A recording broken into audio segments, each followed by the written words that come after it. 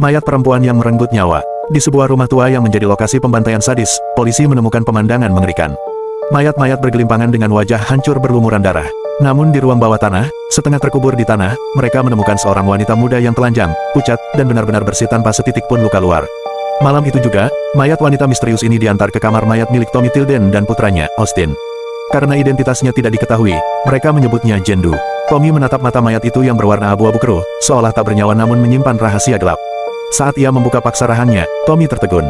Lidah wanita ini telah dipotong habis secara kasar. Keanehan berlanjut semakin liar, pergelangan kaki dan tangannya retak parah hingga hancur di dalam, tapi kulit luarnya mulus sempurna tanpa lebam. Pinggangnya sangat kecil, seperti bekas ikatan korset kuno yang dipaksa.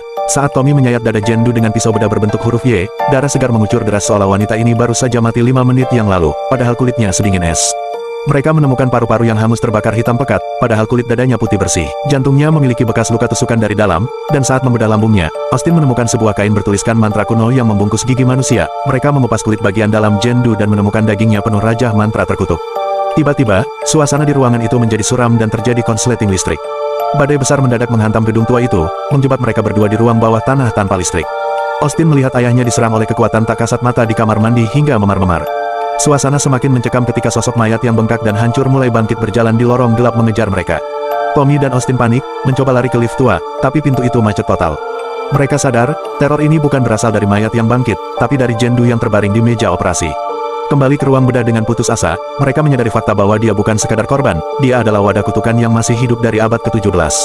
Rasa sakit yang ia derita adalah sumber kekuatannya. Tommy yang sudah tidak berdaya berbisik kepada mayat itu dan memohon. Ia menawarkan nyawanya sendiri, meminta Jendu mengambil seluruh rasa sakitnya agar putranya bisa selamat.